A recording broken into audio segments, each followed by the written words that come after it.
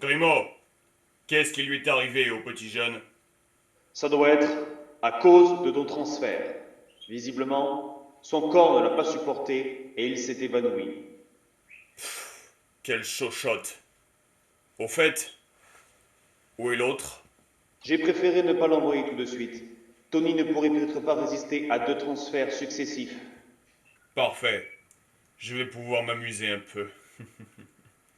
Et tu sais quoi? C'est douillet ici.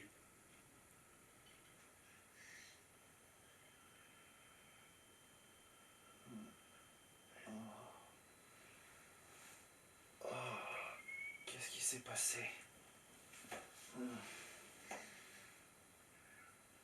Qui m'a coupé les cheveux?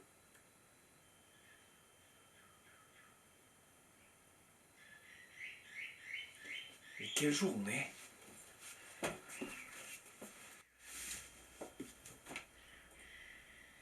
Le jeudi 10 décembre? J'ai dormi 2 semaines?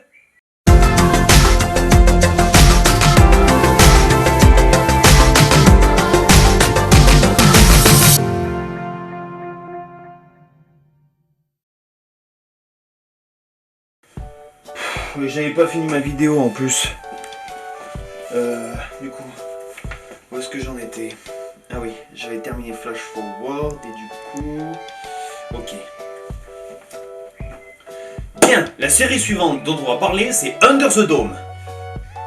L'histoire commence dans la petite ville de Chester's Mill où tout se passait bien, ou presque. Les oiseaux chantent, le vent souffle, et puis boum, un dôme d'énergie tombe sur la ville. Personne ne peut rentrer et personne ne peut sortir. Les habitants de la ville doivent alors trouver une solution pour s'en sortir. Cette série comporte 3 saisons et ne se termine pas vraiment en queue de poisson, parce que les habitants de la ville finissent par sortir du dôme, mais celui-ci pourrait revenir du jour au lendemain. Pourquoi Je vous laisse le découvrir en regardant la série. Vous savez, la téléportation, la mutation, l'invisibilité, le voyage dans le temps et le voyage à travers les dimensions sont des sciences inexactes. Même si beaucoup de scientifiques travaillent sur ce type de sciences, beaucoup pensent qu'elles sont impossibles. Mais il existe une série qui est partisante de ces sciences inexactes, et il s'agit de Fringe. Cette série met en scène Olivia, agent du FBI, qui est envoyée sur une scène de crime plutôt mystérieuse. En effet, les passagers d'un avion sont retrouvés tous morts avec la peau translucide. En enquêtant, elle trouve un lien avec un scientifique interné dans un asile psychiatrique, et il s'agit de Walter Bishop. Et c'est ainsi que pour les besoins de l'enquête, ils doivent le faire sortir, et pour cela ils doivent faire appel à son fils, Peter Bishop, qui ne veut plus entendre parler de son père. En même temps, avoir un père dans un asile, c'est pas ce qu'il y a de plus brillant dans ta vie. Qu'est-ce qui se passe là? Bref. Oui, donc il doit faire appel à Peter Bishop, car Walter Bishop a besoin d'un tuteur légal pour sortir de l'asile. Au final, ils réussissent à résoudre l'enquête, mais malheureusement d'autres phénomènes scientifiques inexpliqués commencent à proliférer. L'équipe réunie dans le premier épisode va devoir alors enquêter pour comprendre ce qu'il se passe. Cette série comporte 5 saisons et ne se termine pas en queue de poisson. Encore heureux. C'est une série de science-fiction à l'état pur que j'ai adoré regarder et que j'adorerais regarder à nouveau. Passons maintenant aux séries fantastiques en commençant avec Ghost Whisperer. Il s'agit de l'histoire de Melinda Gordon qui habite à Greenview et qui a la faculté incroyable de voir les fantômes.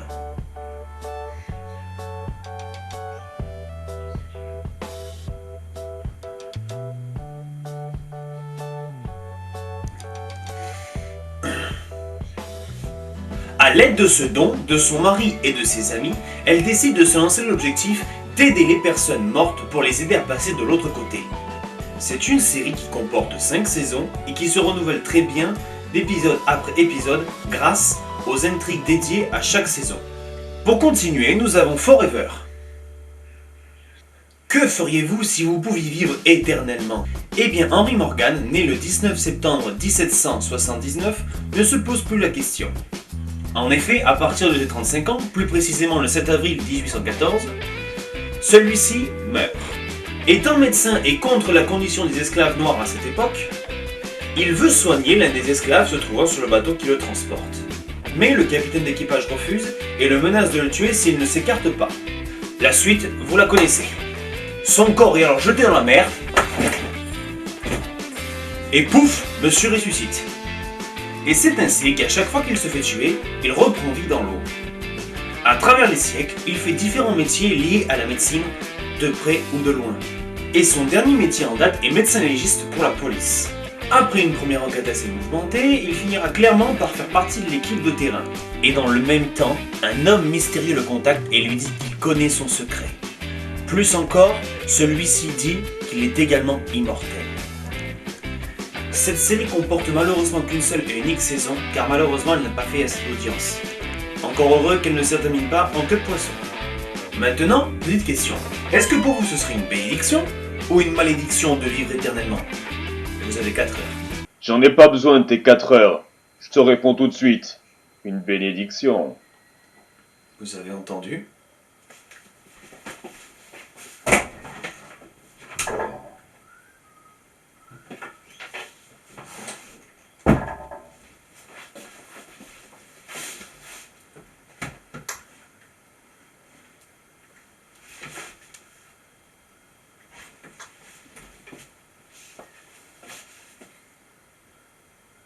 Je dois rêver. Bon, reprenons. Parfois, certaines séries appartiennent autant au genre de la science-fiction qu'au genre du fantastique. Et c'est ainsi qu'en alliant les deux, on obtient des séries telles que celle que je vais vous présenter à présent, à commencer par Sanctuary. Cette série raconte les aventures de Helen Magnus et de son équipe, Will Zimmerman, Kate Freelander, Henry Foss et Bigfoot, qui travaillent au Sanctuaire. Le Sanctuaire est une organisation mondiale qui a pour but de protéger les phénomènes, des créatures que le commun des mortels pense être des monstres de pure fiction, comme les loups-garous, les vampires, les sirènes et bien d'autres. Je ne vous en dirai pas plus car cette série est absolument à voir, donc no spoil. Dans le même cadre, on a aussi Rare 13, ou en français Entrepôt 13. Il s'agit des aventures d'une équipe des services secrets qui a pour but de ramener, d'emballer et d'édicter des artefacts disséminés à travers le monde et les ramener à l'entrepôt 13. Parmi les plus connus de ces artefacts, on peut compter le trident de Poséidon, l'amphore de Pompéi ou encore la pierre philosophale. Et tout comme Sanctuary, je ne vous en dirai pas plus pour les mêmes raisons. Maintenant, nous allons finir en beauté avec les séries de super-héros. La première série de ce genre que j'ai regardée était Lois et Clark, les nouvelles aventures de Superman. Mais à l'époque, j'étais trop petit, donc du coup je n'ai pas vraiment de souvenirs. En revanche, comme je l'ai dit dans une précédente vidéo, j'ai toutes les saisons de Smallville.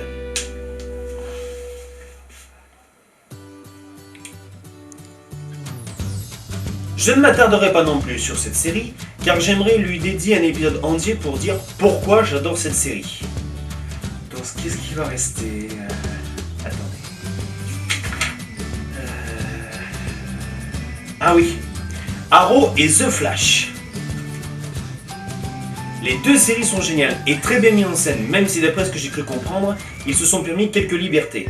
Après, je ne suis qu'à la saison 2 de Arrow, donc du coup je ne pourrai pas vous parler de la saison 3, ni même de la saison 4.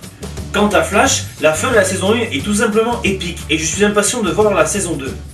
Pour revenir sur Arrow, je vais me faire foudroyer pour ce que je vais dire. J'adore le couple Oliver-Felicity. T'es suicidaire, toi, non? Mais vous êtes qui à la fin? Oh. Je suis juste un démon qui a eu domicile dans ta tête. What the f...